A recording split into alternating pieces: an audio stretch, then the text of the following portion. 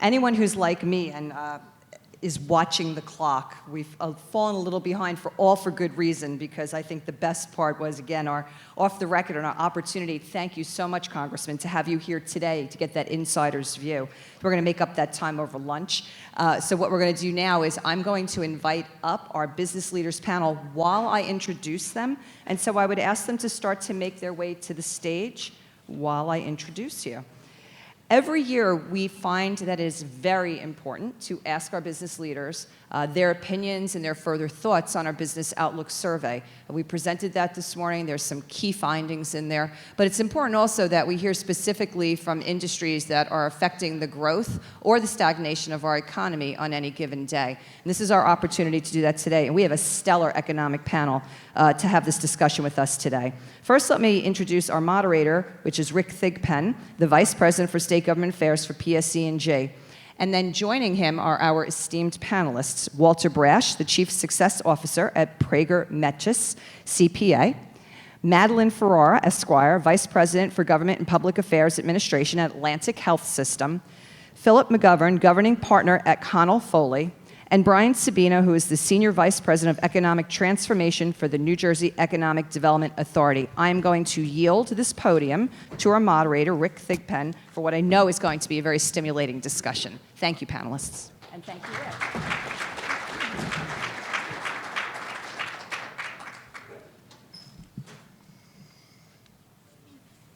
No pressure, right, Michelle?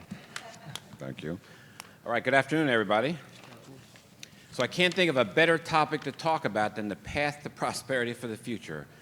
And please raise your hand if you're against prosperity in New Jersey. Good, I thought so. I just wanted to be sure. So we have, okay, that was a joke. So we have an outstanding panel here, and we have some great titles. I especially am very interested in talking to our Chief Success Officer on the panel. And you know, reading the Outlook, there's no question it's the tale of two states. We're a very prosperous state, but 1 in 10 of us live below the poverty line. We lagged in the economic recovery, and clearly something has been holding us back, and I'm hoping our panelists are going to be able to tell us what has been holding us back and how do we fix it. Some people say perception rules, and if that's true, the perception in the poll suggests that New Jersey has some problems to fix. So having said that, I think we should start at the far end with our first panelist and ask you all to say a few remarks on what's on your mind, and then we'll go into a Q&A and have a discussion with the audience. So Brian, is that you? Sure. Brian. And how are we going to transform New Jersey economically, Brian? Yeah, so this has been a topic that's been certainly on the minds of the administration as we've come in over the last year. If you look at the last 10 years, of New Jersey's economic growth, we've certainly lagged behind in our peer states. We've lagged behind the U.S. more broadly, both in terms of number of jobs we're creating, in terms of wages that are increasing. And that's led to increases in poverty and a lack of equity. So we've been doing that while at the same time following a strategy that's been putting out lots of incentives for large companies. And I think if you look at, hey, we're not getting great outcomes over the last 10 years, and hey, we're spending tons of money or promising large incentives, clearly we need to change something. And that was really the basis of the governor's new economic development plan. If you haven't had a chance to take a look at it, we highly recommend you go to New Jersey, nj.gov/economic plan. Take a look. It really lays out a new vision for how we try to drive a stronger and fairer economy. And that starts with being responsive to issues like cost of doing business, ease of doing business, making sure we continue to invest in our talent, but then also focusing on innovation and how do we capture that high growth part of the economy in sectors that are going to be driving increases in jobs and inflows of new money to the state for the next 5 to 15 years. Very good. Phil McGovern. Thanks, Ray. The business climate in the legal community has certainly gotten better over the last few years as the economy has improved. But with that, our associated costs have also climbed. And that really is part and parcel and goes hand in hand with some of the things we were discussing as a panel the other day. New Jersey's economy, New Jersey's business is growing in certain respects, but this is a very expensive place to live. And So you look at your revenues in the face of your costs, particularly the costs of your employees, your cost of property taxes, healthcare costs, commutation costs. All of that's getting more and more expensive. So your employees are looking to the employer saying, okay, well, we need a raise, we need some more money. Then you look at your own top line, your own cost of your services, and it seems to be a never-ending spiral. I don't want to say a spiral downward, but it's a difficult. Some would say it's a good problem to have, but you're trying to run a business, run an enterprise in a very high-cost area. Okay. Madeline Ferraro. And I'm going to be very succinct. Really? Taxes, taxes, taxes. And failing. Are you running for office, or are you? Well, maybe, but not in New Jersey. And failing infrastructure, potholes. That's So- it. My goodness. So, Walter, let's talk about a little success, maybe. Absolutely. Thank you for the opportunity to be on the panel. I guess this is my third time in 4 years. So, but I'm actually here representing the NJCPA today. Our board has a meeting this morning, and I was asked to fill in for the sitting president, Sarah Crum, but it's always a pleasure to be here to this group. I think our problems stem, I feel, as somebody who's lived here my whole life, been in practice for 44 years here in New Jersey as a CPA, and advised clients and businesses and worked with healthcare systems and law firms. I think it goes back to our structural issues in this state, that our form of government, we can no longer afford 567 municipalities, 600 school districts. The form of government needs a major reset here, and I'll delay some of those additional comments and facts I brought with me today to kind of frame some of those issues, but I think somebody has to step up in the state at some point and really address what's going on here, because structurally we can no longer afford to operate the way we've been as a state and a government, because other states are just passing us by. Wow, you guys. Okay, this sounds a little bit grim today. So, all right, so let's start here. Question number one. So, NJBIA. You told us to be grim, though. Yeah, I'm sorry. I said you told us to be grim. Grim, right. It's holiday season. NJBIA's Business Outlook survey showed a solid increase in profits, sales, and wages in 2018 overall. Yet only 40% of respondents rated New Jersey's economy as excellent or good, compared to 83% who rated the U.S. economy as excellent or good. How do we explain the dichotomy, and is this difference in perception meaningful? No volunteers. Well, I Go ahead, think Phil. we answered that question in the first round. To a degree, to a sense, I do agree with you. We did touch upon those issues. I think the state's economy as a whole is good, and I think it's strong. We've seen, particularly in the areas that I practice in, which is the middle market, merger and acquisition, we've been busy over the last 2 years. A lot of clients buying and selling businesses, expanding their businesses, and all of that to continue to grow and be strong within this economy. But when you get to the individual respondents' answers to those questions, the homeowner, the mom and dad who are putting a couple of kids through school, paying tuitions, paying their mortgage, they've seen their mortgage deduction go down drastically. They've seen their payroll tax deduction go away. They've got tuitions to pay. So when they look at their hard fixed costs and the benefit that they're receiving in return, and not that this is a New Jersey fault, it's more of a federal issue, but it's affecting New Jersey residents, they're not as optimistic about their own economic outlook because their cost of living has gone up so substantially. So, Brian, I'm going to look at you for a second. Your job is to talk about the long-term economic competitiveness of New Jersey. I know you think about those policies.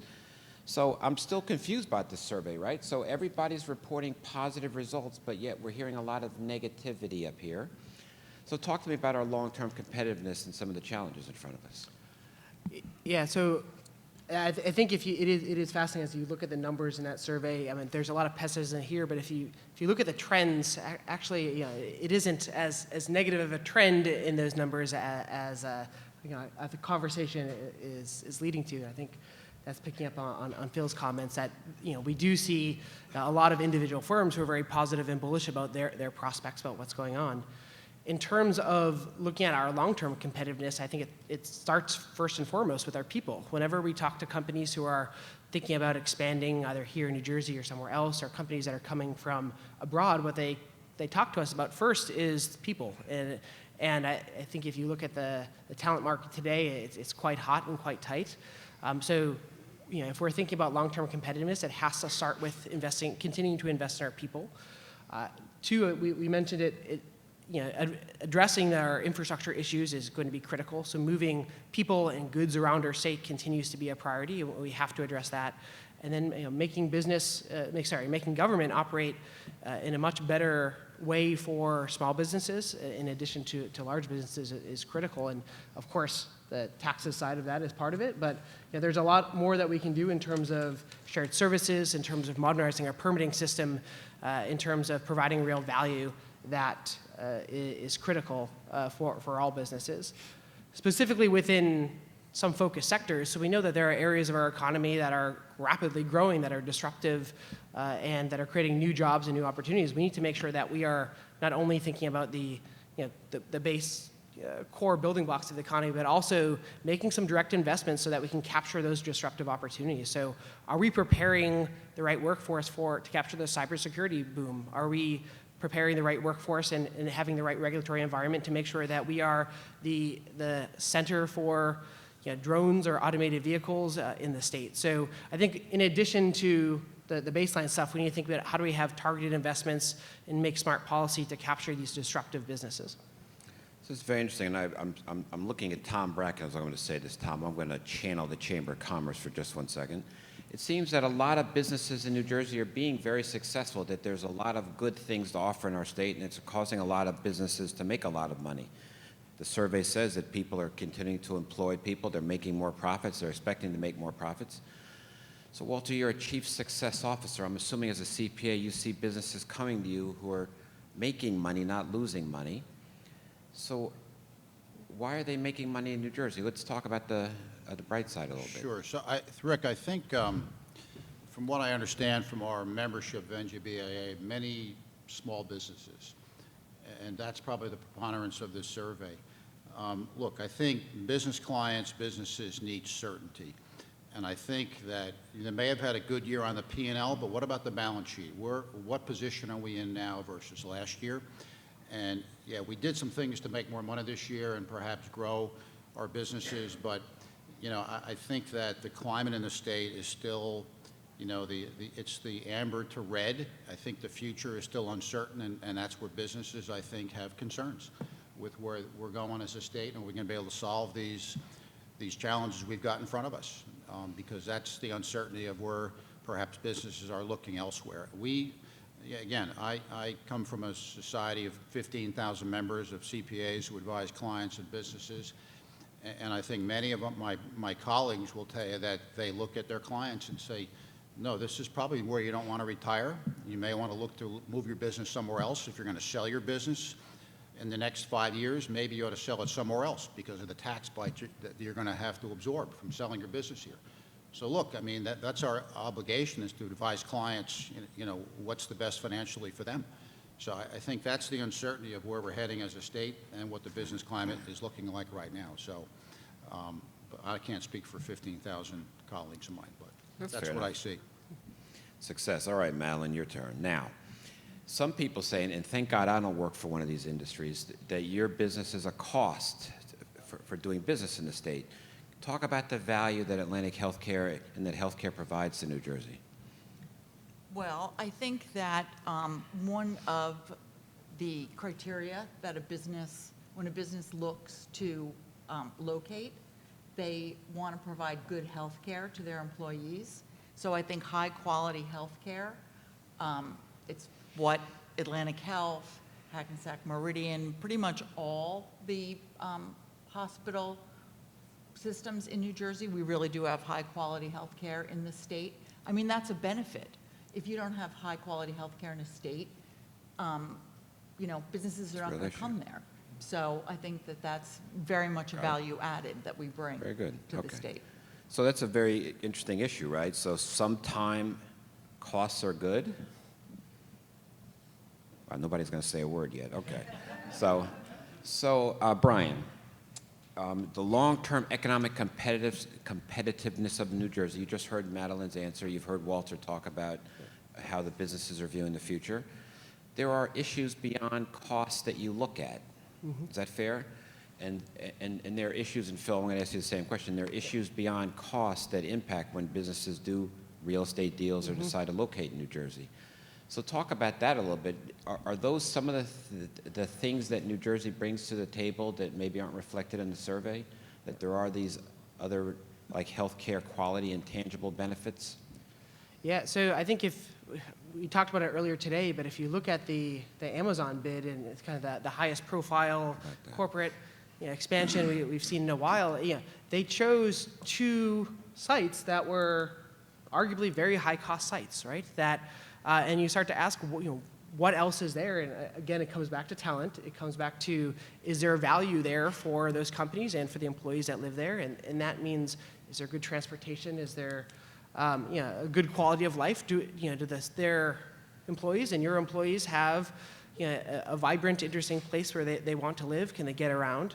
So certainly all of those are critical factors. And New Jersey is probably not going to be a low-cost state anytime soon, so making sure that we're a high-value state, that we hit on those other aspects that companies are looking for. Certainly, infrastructure is a critical part of that, and companies are looking to move to New Jersey. Again, we talk about, we have infrastructure that probably, while NJ Transit has certainly lots of issues, and we have some potholes, we do have infrastructure that 45 states out of 50 would probably bend over backwards for, and our geographic location is pretty incredible. So those are also things that companies are looking at more broadly and why they're successful here in New Jersey. Phil, would you? Yeah, I think, Rick, to answer your question, location. New You're Jersey, real estate, I guess. Situated between Pennsylvania, New York, Connecticut. We are the bullseye in the Northeast business community. When you talk about a state that has a coastline as magnificent as New Jersey's, the diverse populations, diverse towns, diverse neighborhoods, the transportation system, both highway, rail, airport accessibility, you can do business in New Jersey very easily, very well, with all of your surrounding neighbors, and there's a lot of wealth located in the tri-state area up into New England and down the eastern seaboard. So as a business person, you can get to a lot of places very quickly. You can live in many diverse types of areas in the state. So from that standpoint, New Jersey is very saleable for people who want to locate their businesses within the state, people who want to live within the state. And you're right, is that something that goes into the overall cost consideration, the quality of life? You talk about a tremendous workforce. The workforce in the state of New Jersey, is complemented perhaps nationwide, for the intellect, the schooling, the training that's there. So. Yeah, there's a lot that goes into it. So to your point, do you get a lot of bang for your buck? I think you do, but it's an expensive buck. Let me just add one other thing. Very tough crowd, yes, sir. I was going to say, one of the things that I think we're missing, and that what isn't quite here, if you look at what happens in places like Boston or North Carolina or California, is some of the connections. I often talk about the connective tissue between our larger corporate citizens, our startup community, our academic institutions. I think often we're working in a lot of silos, and there's not as much collaboration and communication across those entities, and that's something that we're really focused on increasing. If you look at, we recently put out a new program giving grants to municipalities to focus on how to solve their own local innovation problems and issues, and we said, hey, you have to partner with a higher ed institution and a strategic partner like a company that's in your community or a nonprofit or a hospital system, creating that connection and kind of getting folks to work together to address some of our economic development challenges is critical. Okay. Walter, I'm going to try you again now. federal tax bill, an accountant's point of view, right? It reduced the corporate tax rate. It limited the property tax deductions we can take. Is public policy coming out of Washington going to help New Jersey grow? Do you have a few more hours? Well, I think you have to slice it a little bit differently because a lot of what came out of D.C. was not related to small business necessarily.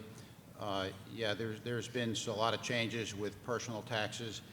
And I will just tell you that in my office last tax season, we had a projection calculator that could take your income, your whole tax situation, reforecast it on the law as it was written back in the wintertime. And you would be surprised how many people actually came out the same or actually got a refund. I'm talking two-earner couples, $15,000, $20,000 in real estate taxes. I think the jury is still out about this whole SALT thing. I will just tell you, sit down with your CPA this year and tax plan and make sure you're paid in if you do have changes this year. But I will tell you, I think the jury's out on that yet, and I know a lot of our elected officials were getting their heads around SALT. I was really impressed how they got that lingo really correct. But I think the jury's out on that, and I think in New Jersey the challenge is with small business, predominantly they're pass-through entities. There was a bill actually that was developed through a letter that one of my colleagues, Alan Sobel, sent to the governor about developing a piece of legislation called the pass-through legislation, where an entity-level tax would be paid to the state. It was revenue neutral, because what happens with pass-throughs, as you all know, partnerships, S-corps, LLCs, the taxes are paid by the owners, the members. So develop an entity-level tax, so those taxes would be paid by the business and therefore not paid by the individual and have a SALT limitation on their own return, potentially. So I'm not sure where that's gone, but that's something on tax policy for 2019 we should absolutely look at. I mean, there was other things that the NJCPA had recommended, but that would be a huge help for small businesses because I think the majority of them are pass-throughs. They're not C-corps, and I think much of the federal legislation was around C-corps, repatriation, reducing corporate taxes, et cetera. So, but I do want to come back to one thing before we conclude today about New Jersey spending, Rick, so let's put that on for later. Let's talk taxes. Sure, okay. Can I say one thing about SALT? No, yes ma'am, of Okay. course you can. Now, this is not my area of expertise. Yeah, SALT is bad for you. So that's the healthcare part. Not my Wait, area of expertise. we're not talking health care. Not my area of expertise, and this may just be coincidental, but a big wet blanket has gone over the housing real estate market, right? It was a hot market, and now it is completely flat, and not just in the markets where SALT has taken effect, but all across the country. So, just saying. All right, Phil's nodding agreement. I was going to say he does a little more of that than you, I think. Okay. So, Madeline, you're not only a healthcare professional, you've been in Trenton and watched way too public long. policy for a couple of years, as far as I can tell. Walter's made the point here that we're talking to a lot of small businesses, right? In the world of publicly traded corporations, there's more talk from Wall Street, of all places, about social impact of businesses, and you're a healthcare company, and you talked about the value of healthcare to New Jersey. Do you see a viable conversation here with these small businesses about kind of the social impact of their businesses, about how businesses sort of impact New Jersey? Healthcare is not only about treating patients, and it's not only a cost, and you talked about it, it's also about making our state better. It makes businesses want to come here because they know they can have that service. Could you expand on that topic at all to the people here in terms of public policy? And that look on your face says... Yep, I'm not exactly sure what you're We're trying to go. asking me. Yeah. Okay, I'm trying to suggest that there are issues above and beyond cost that we should be talking about in terms of the future prosperity of the businesses in New Jersey. Healthcare is one of them. Your comments about taxes being high, I assume that's not a political comment about the current administration, but about the environment in our state. And I just wanted to get you to talk a little bit about the broader public policy picture of how our businesses are going to succeed in the state, and what are some of the other things that they need to be successful. Infrastructure has been mentioned already, and now you've mentioned healthcare. Well, I think that, businesses have to look at the broader picture, because we have been a little bit negative except for you. It's my job. Right. But New Jersey really is a great state, and what you were saying about the Jersey Shore, we really do, I think, I do agree really about changes do have to be made, and we do really have to get a handle on consolidation, because it's come to the point where almost 600 municipalities, it just cannot go on. We're at the breaking point. But this is a great state. We've got the greatest people, highly educated workforce, fantastic location. We have all the right stuff to have everything, but we just have to maybe turn it around and maybe change our attitudes and start working positively and all join together to try to make the changes and support our politicians to get to where we need to go, because those changes do need to be made, but we do really live in the greatest state in the country, and we should all get down the Very good. shore and support tourism. Very Is good. that the question you were asking me? Yes, it was, actually. So Good. thank you very much. And so, Brian, I'd like to follow, Phil, I'm sorry, I didn't mean to interrupt you. Do you want to? No, I was just going to say to your point of, social consciousness of businesses, it has always been certainly a big part of our law firm, and I know a lot of the other law firms in the state. I see Governor Florio. I know he shares the same view. As business owners within the state, you also have a commitment, obviously, to work for a profit, derive a profit, but to be philanthropic with your goals, charitable with your goals, encourage your employees to serve in their communities on a volunteer basis.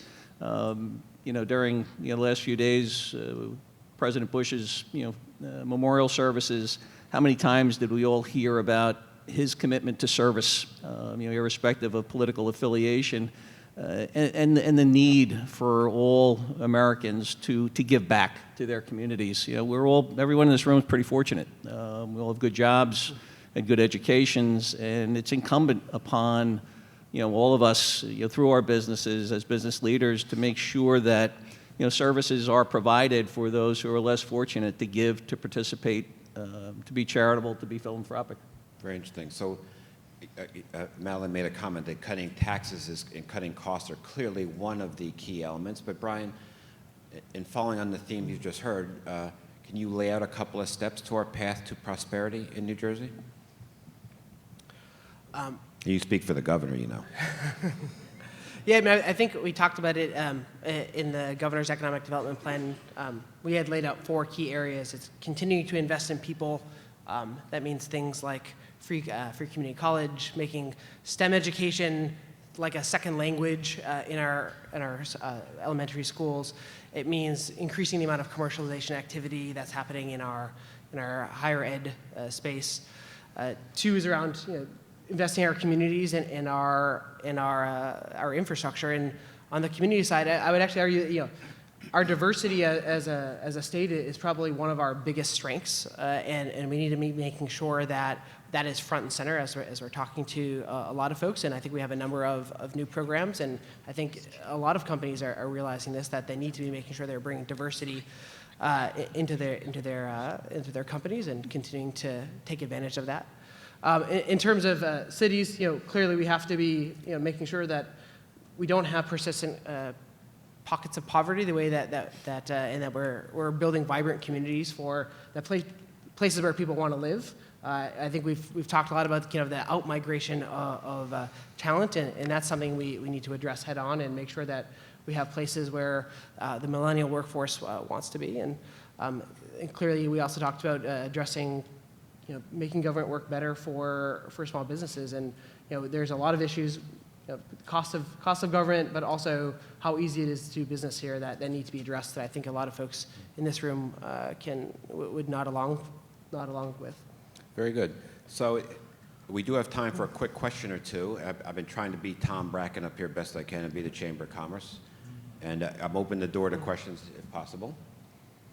I'm sorry, Walter, go ahead. Rick, no, I just wanted to make one additional point. I know we keep getting flashcards on how much time. Yes. And I think it's incumbent upon this audience, and Michelle knows how passionate I am about this, but I did bring along today You the happen annual to have with financial you- report for the state of New Jersey. Okay, now, we're not going to read this today. But come on. you can all get your own copy on New Jersey Office of Management and Budget and just Google CAFRA, C-A-F-R-A, Comprehensive Annual Financial. This, again, when we invite business clients, we say, where are you today, where you need to go? We are in a deep hole in this state. I will tell you that. And I'm not here to cast blame or negativity, but before we can achieve success and move forward, we got to know where we are. Okay, our non-bonded debt has increased dramatically in the last 4 years in this state, and it's not going to get better. Okay, the current financial net position of the state is a negative $135 billion at June of 17. Pennsylvania's was a positive $12 billion. We're doing something wrong, folks. And until we can come to this, we're going to come to this day of reckoning soon. It's all here. It's for your reading. This report is designed to tell people where we are as a state and a government. All our school districts issue these things. I tell you to get involved and read them. And that's my point on that, because this debt is going to sink the state. I will tell you that. So I get paid to tell the truth as a CPA. I wouldn't mind us talking about some of the things we're doing So right anyway, also. Fair you can enough, ask point well taken. This young lady right here, please you stand up. Okay. And there's a microphone coming to you. I have a big mouth. I didn't say that. I'm a small business owner, second generation, in a independent insurance agency in Union County. When my father was a door-to-door life insurance salesman and then grew to the PNC side, I think life was a little bit easier. He could just work hard and knock on more doors and get more business and sell more insurance. And all he had to do was keep our family afloat, my mother and my father, my brother and I. And he did it. He did it well. My parents put us through college without a cent of debt, and they built the business. And now my brother and I are the second generation. And I don't want to say that we struggle to stay in business, because we don't. We work hard, and we have a good reputation for what we do. I don't want to say that I want to leave New Jersey, because I don't. I was born and raised here, although I have, in my adult life, before going into the family business, lived in other states in this country and outside of this country in other countries, and I see how other people live. And it's difficult, really, really difficult to do now what my parents did when I was a kid. Our business supports my son and I'm lucky enough that I can pay for my son to go to college in New Jersey. My brother's family, and he supports his 3 children. We support my parents. We have 2 employees, and that's it. That's all we are. And I want to stay positive, and I want to have faith in our legislature and people who do bigger things than me to get things done in the state of New Jersey, because quite frankly, as a little tiny person in a little tiny business, like a family microcosm, I don't feel like I can have an impact other than keeping our business afloat and growing our business the best I can in my job. And so I come to these events to listen to people who are smarter than me, have the ability to lobby in Trenton and get more things done. And it's, I want to see more, because I don't see enough. I want to see more. I want to see more from everybody in this room who has the ability to create better in the state of New Jersey. You should spend more time with Michele Siekerka, for starters. Well, I was lucky enough to meet her, and Michelle spoke at a panel that I did a few years ago, so Very good. yes. Very good. Okay. Do you vote in every election? I do. Good. I vote in every election. Anybody have any comments to make for the question? Uh, No? Okay. Yeah. See Michele Siekerka when this is over, please. Anybody else have a question they'd like to ask? I know we're running short on time. There's one back here, the young man in the back here. I'll shout it out. So I think this goes to Rick, to Phil, and to Walter. What are the specific indicators you're seeing from your clients that tell you that we're in a much worse place today than we were 5 or 10 years ago? Yeah, I wouldn't say we're in a worse position. I think we're, certainly within the last 5 years, the economy and businesses generally have gotten better. People are staying even and making some money, making some profit. But as I said earlier, the associated cost with doing business is tempering the level of profit that companies can be making. But generally, I think the business climate is good. Every day we're all watching the stock market, wondering what the heck that's going to do. If you listen to some of the soothsayers, the stock market is telling us something's going on. We're not exactly sure, what it is. So I think the outlook going forward, people are going to be a little bit more cautious. But generally speaking, I think that the economy has been pretty good. But again, the associated costs, relative to doing business in this area, have probably kept people even to a little bit better than even over the last 5 years. Yeah, I would agree with Phil. And again, I think it's also what type of business, where the growth is. I think the old line manufacturing jobs are doing better from what we're seeing. I think business services seems to be really taking off with technology, and I'm not sure about insurance, but that's a competitive market. But I think in general it's been, I would agree with Phil, it's kind of about where it's been. But I think there's really concerns with the future. We all watch the market every day and we scratch our heads with the gambling going on Wall Street. But I do think that businesses are doing okay in general across the board. I'm a swimmer. That's what I do for exercise. So I would equate it to like I can breathe through my nose, but my mouth is underwater still. Wow. How's that? Tough crowd. So I know we're running short. I think it's time for one last question. Looks like there's not. I would simply like to add that, first off, I want to thank Michele Siekerka and NJBIA for this panel. There's no question that in part perception is reality, and while we have lots of challenges, we also are doing a lot of good things as well, and I just wanted to try to add some positive to it. And I really appreciate our panelists. I ask you all to give them a warm round of applause for a very interesting discussion today. Thank you very much.